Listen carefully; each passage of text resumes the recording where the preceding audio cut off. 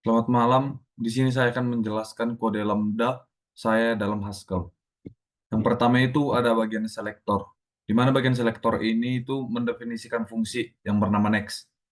Dan fungsinya ini berbentuk lambda, yang berarti kalau dikasih input X itu hasilnya X tambah satu. Kemudian fungsinya itu sama kayak successor function, yaitu untuk maju satu langkah. Yang kemudian itu ada sigma penjumlahan. Sigma penjumlahan ini itu bertipe signature yang memiliki beberapa parameter. Yang pertama itu parameter fungsi, yaitu fungsi f, float to float. Yang parameter kedua itu fungsi s, fungsi stepping, float to float. Yang parameter ketiga itu batas awal A, dan parameter keempat itu batas akhir B. Yang kemudian yang terakhir itu return value, float. Yang selanjutnya itu ada sigma plus, yang itu kodenya fs AB. Di mana kalau A lebih besar dari B itu artinya intervalnya sudah habis dan hasil sigma sama dengan nol. Yang kalau belum habis, dihitung FA, rekursif ke nilai berikutnya yaitu SA, sampai mencapai B. Yang selanjutnya itu ada sigma perkalian. Di mana sigma perkalian ini sama seperti sigma plus, tetapi menggunakan perkalian. Base case-nya itu satu sebagai identifikasi perkalian. Biasanya digunakan seperti faktorial atau produk berurutan. Yang selanjutnya itu ada hitung bilangan genap, di mana tipenya signature, input dua integer A dan B, dan outputnya itu jumlah bilangan genap dalam interval. Di mana kalau itu melewat batas itu artinya sama dengan selesai, maka dilewati. Kemudian itu kalau ini ada A mod 2 sama dengan 0 itu genap, maka ditambahkan satu dan kemudian lanjut ke angka berikutnya. Yang keempat itu hitung bilangan kelipatan 3. Ini sama dengan count genap, yang dimana akan dicek apakah bilangan itu habis dibagi 3. Kalau nol, maka tidak dihitung dan akan dilewati. Yang selanjutnya itu ada bagian main. Bagian main ini bagian yang menghubungkan semuanya, di mana menyatakan bahwa main adalah aksi dari I/O. Yang selanjutnya itu blok I/O, yaitu blok I/O itu imperative style itu di dalam Haskell.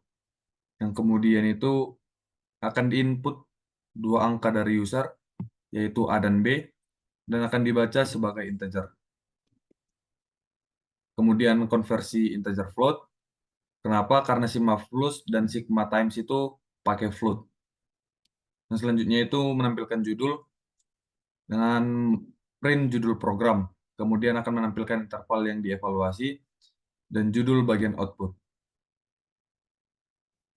Yang kemudian itu ada perhitungan sigma, yaitu fx sama dengan x, x sama dengan x tambah 1. Di mana fungsi fx sama dengan x. Jadi itu menjumlahkan semua angka dari A sampai B.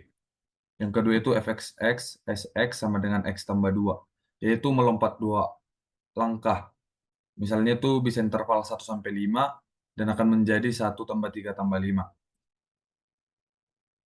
Yang selanjutnya itu ada sigma perkalian, di mana sigma perkalian ini mirip dengan faktorial, di mana dia akan mengalihkan seluruh angka antara A dan B. Misalnya itu A sama dengan 2, B sama dengan 4. Yaitu akan menjadi 2 kali 3 kali 4 dan hasilnya itu 24.